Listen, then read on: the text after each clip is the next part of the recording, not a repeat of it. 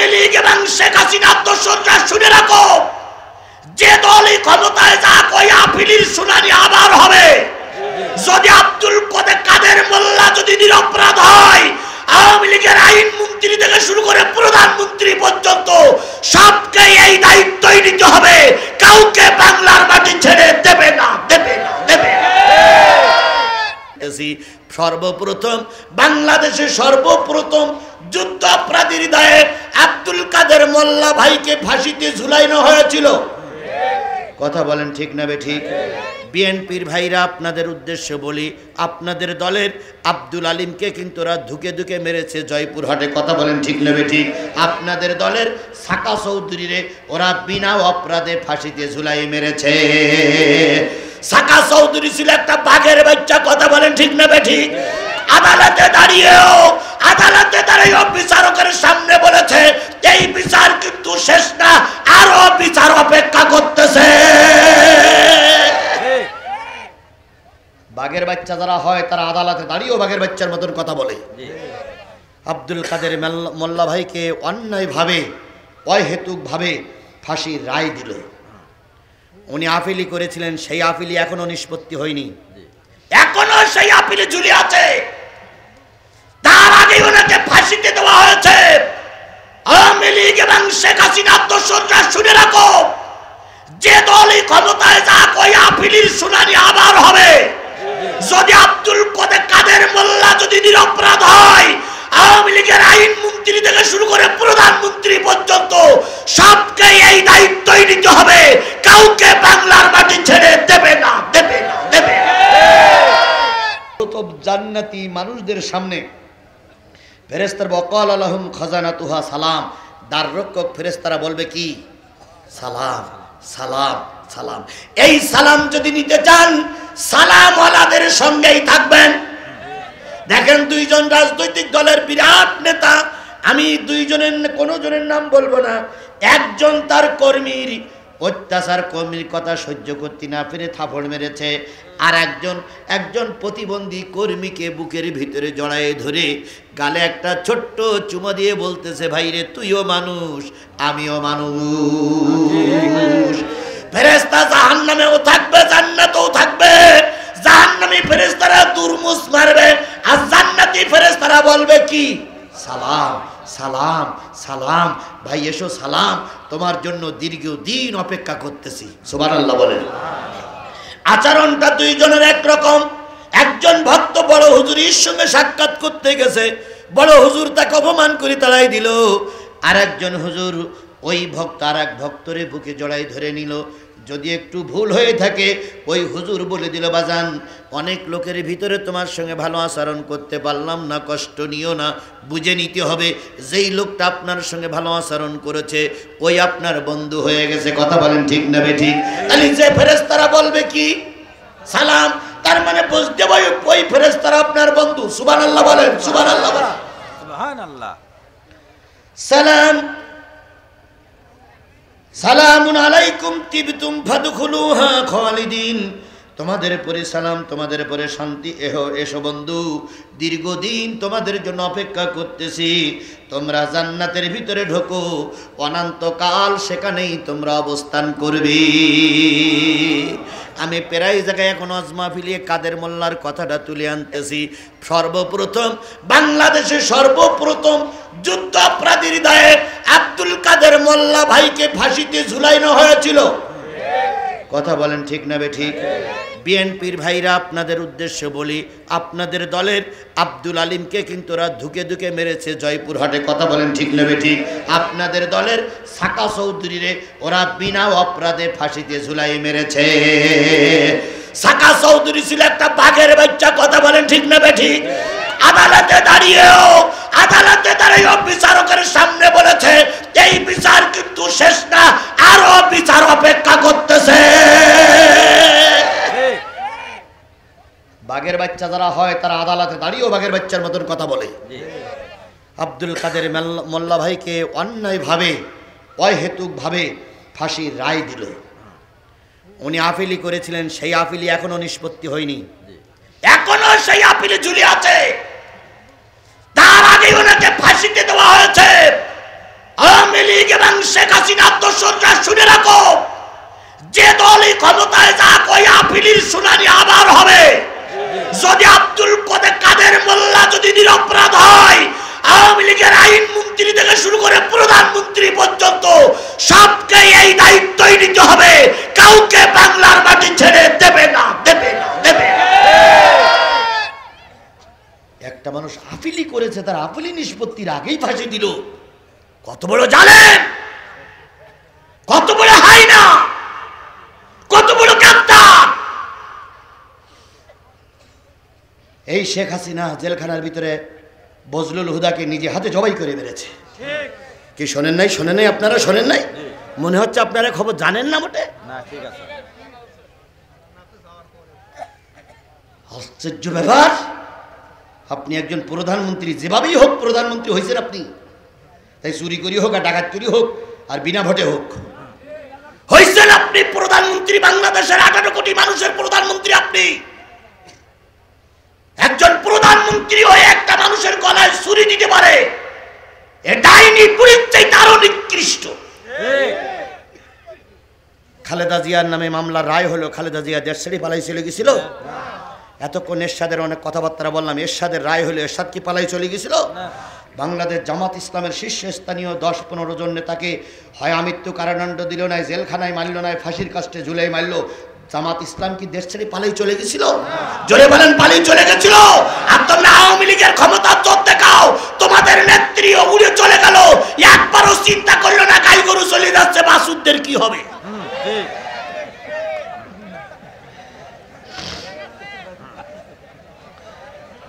রাজনীতি যারা করে তারা জেল খাটে, কিন্তু বিদেশের মাটিতে পালাই যায় না। কথা বলে ঠিক না বেটি? আওয়ামী লীগের নেতা কর্মীরা যারা আছো, সাদা কাগজে লিখে রাখো, কোন স্বৈরাচার বিদেশে পালাই দিয়ে আবার নিজের দেশে ফিরে আসতে পারিনি। পৃথিবীর ইতিহাস বলে কোন স্বৈরাচার ক্ষমতার থেকে পালিয়ে যেয়ে আবার নিজের দেশে ফিরে এসেছে, এরকম কোন নজির পৃথিবীর ইতিহাসে নেই। সুতরাং আমাদের এই স্বৈরাচার আর ফিরে আসতে পারবে না, পারবে না। আমরা তাকে আর আসতে দেব না। যদিও আসে, জেলে থাকা লাগবে, বিচারের মুখোমুখি হওয়া লাগবে। এমনি আর ভোট করার জন্য ওই স্বৈরাচারকে আর ময়দানে নামতে দেওয়া হবে? তাকে ধরিয়ে আনা হবেই ঠিক। বিমানের চাকায় বেঁধে নিয়ে আসবো, নিয়ে এসে বাংলাদেশের আদালতে বিচার করা হবে। কথা বলেন ঠিক না ঠিক? আমিরে জামাত তো বলেই দিয়েছে, আমরা বিনা বিচারে কাউকে শাস্তি দেব না।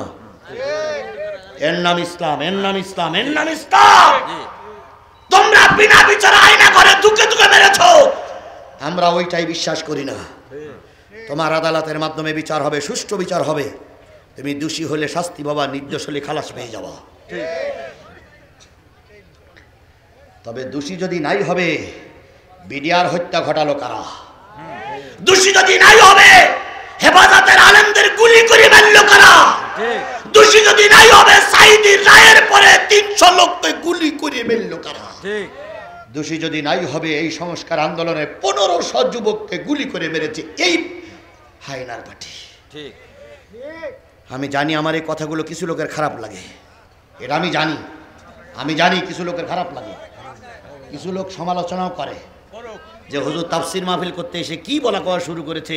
এ কথাগুলো আমাকে বলতেই হবে, কারণ আমার মনে বুক ভরা ব্যথা। আমার মনে বুক ভরা ব্যথা। যত কষ্ট আমাকে ওরা দিয়েছে, অন্য কোন আলেমকে দিয়েছে কিনা আল্লাহই ভালো ভালো জানে। বক্তৃতা জগতে আমার মতন এত মামলা খাওয়া হুজুর, আমার মতন এত মামলা খাওয়া হুজুর বাংলাদেশে কয়জন আছে আল্লাহই ভালো জানে। হয়তো 2-1 নামে 2টা 3টা 4টা মামলা থাকতে পারে, আমার নামে 20টা মামলা। এত মামলা কোন হুজুরের আছে আমি জানি না। আমার মনের কথাগুলো যখন প্রকাশ করি তখন এমনি আমার ব্যালেন্স ঠিক রাখতে পারি না।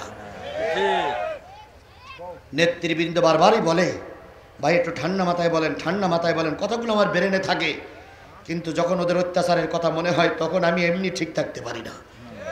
দারুণ কষ্ট লাগে ভাই, ওরা আমাদের কম অত্যাচার করেনি। কথা বলেন, কথা বলেন, কথা বলেন।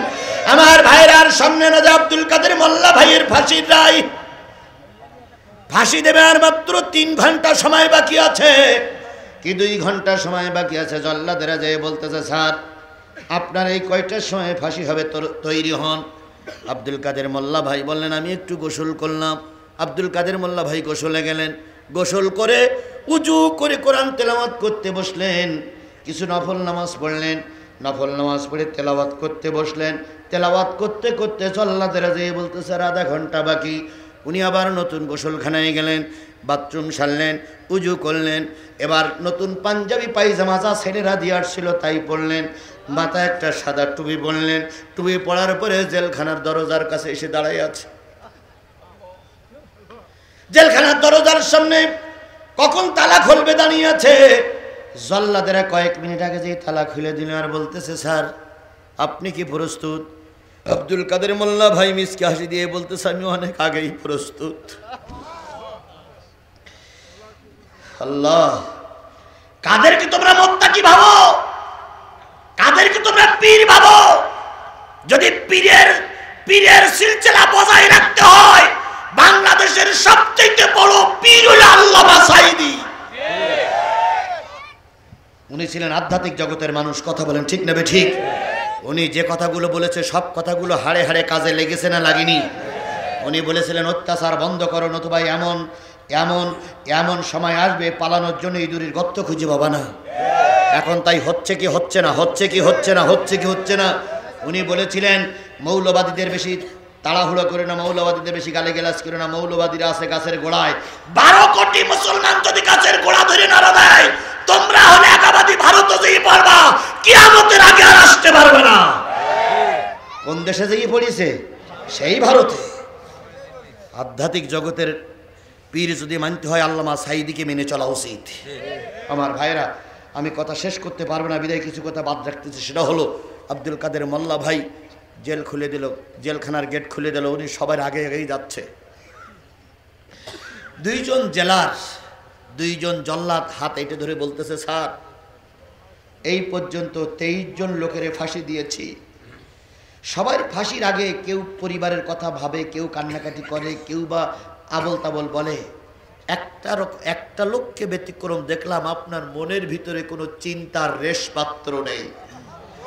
আপনি হাসতে হাসতে জেল ফাঁসির কাস্টের দিকে যাচ্ছেন, তাও আমাদের আগে। উনি বললেন ভাই আমি যা দেখতেছি তোমরা তা দেখতেছো না। কি দেখতেছেন আপনি? কয় আমি এতক্ষণ ভিতরে বসে বসে কোরআন তেলাওয়াত করতে করতে আমি 1 মিনিট চোখ বন্ধ করে দেখলাম আল্লাহর রসুল জান্নাতের সিঁড়িতে আমার জন্য অপেক্ষা করতেছে। আমি রসুলকে সালাম দিলাম। রসুল বললেন আব্দুল কাদের 23টা বছর শহীদি মৃত্যুর জন্য নামাজে প্রার্থনা করেছ, আজকে তোমার শহীদি মৃত্যু আল্লাহ কবুল করে নিয়েছে। আমি তোমার জান্নাতের সিঁড়িতে তোমার জন্য অপেক্ষা করতেছি। তুমি যত তাড়াতাড়ি আসবা তত তাড়াতাড়ি তোমাকে নিয়ে আমি জান্নাতে প্রবেশ করব। আমি বললাম ইয়া রাসূলুল্লাহ জান্নাতের কি অবস্থা? নবীজি বলতেছেন জান্নাতের ভিতরে তোমার জন্য আলাদা বিছানাপত্র সাজানো হয়েছে, হুরেরা তোমার জন্য অপেক্ষা করতেছে। ও ভাই আমি সেই জান্নাতের স্বপ্ন দেখেই বেরিয়ে এসেছি। আল্লাহর কসম তোমরা যত তাড়াতাড়ি আমাকে ফাঁসির কাস্টে ঝুলাতে পারবা তত তাড়াতাড়ি আমি রসুলের সঙ্গে সাক্ষাৎ করতে পারবো। আল্লাহ বলতেছেন একদল তাকওয়া ভীরু লোককে কোথার দিকে নিয়ে যাবে? জান্নাতের দিকে নিয়ে যাবে। জান্নাতি ফেরেশতারা তাদের কি বলবে? সালাম সালাম সালাম, শান্তি, এসো বন্ধু ভিতরে এসো, তোমার সঙ্গে অনেক গল্প বাকি আছে।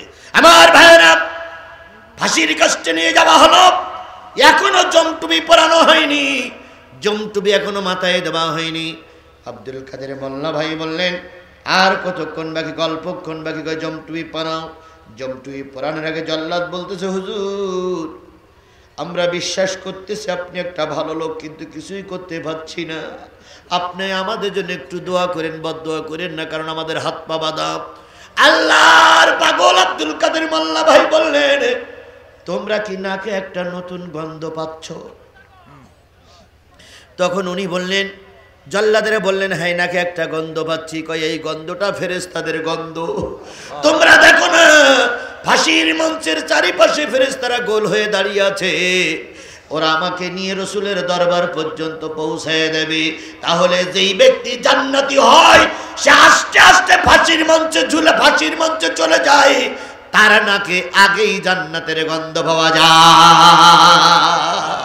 আল্লাহ রাব্বুল আলামিন তাই বলতেছে, ফেরেশতারা বলবে সালাম সালাম তিবিতুম ফাদখুলুহা খালিদিন, ঢোকো অনন্তকালের জন্য এখানে থাকবে, কেউ আর মামলা দেবে না, কেউ আর ডিস্টার্ব করবে না, কেউ আর তোমাদের বিপক্ষ অবস্থান নেবে না, কেউ তোমাদের কাছে যেই ডিস্টার্ব করবে না, তোমরা জান্নাতের ভিতরে ঢোকো। এবার আমার প্রশ্ন, জান্নাতে যাবে কারা? আমার প্রশ্ন কি, জান্নাতে যাবে কারা? এখন যদি বলি আওয়ামী লীগের লোক জান্নাতে যাবে, তাহলে কি আমার এই মঞ্চের থেকে নেমে বাড়ি যাবার সুযোগ আছে? শুধু বলবে হুজুর দলিল দেন। আওয়ামী লীগের লোকের এত অত্যাচার করলে আর আপনি বলেন জান্নাতে যাবে, দলিল দেন। আমার পিঠ মোড়াতে বানবে না ভাই? যদি বলি বিএনপির লোকেরা জান্নাতে যাবে, তাহলে জামাত ইসলামের লোক বলবে আমি কি অন্যায় করলাম? আবার যদি বলি জামাতের লোক জান্নাতে যাবে, বিএনপির নেতা কর্মী মঞ্চে আছে না, এরা আমার নামতেই দেবে না। আরে আছে, নেই নেই বলা সবাই আছে, আমরা সবাই ভাই ভাই। কিছু লোক আমার বিরোধিতা করবে না। আল্লাহর কাছে বলি, আল্লাহ তুমি বলে দাও জান্নাতে যাবে কারা, তাহলে আর কোনো ক্যাসাল থাকবে না, মারামারি থাকবে না। বিএনপির লোক বসবে, আওয়ামী লীগের লোক বসবে, জামাতের লোক বসবে। এখন আল্লাহর প্রশ্নের উত্তর দিতে গিয়ে যদি জামাতের লোক ধরা খেয়ে যায়, আমার কিন্তু কোনো রকম সুযোগ নেই ভাই। এই জন্য দেখি কারা জান্নাতে যায়। আল্লাহ বলতেছেন, ওয়ামাইতিল্লাহ ওয়ার রাসূল ফাউলাইকা মাআল্লাযীনা আনামাল্লাহু আলাইহিম মিনান নাবিয়্যিন ওয়াস-সিদ্দিকিন ওয়াশ-শুহাদাই ওয়াস-সালিহিন ওয়া হাসুনা উলাইকা রাফিকা।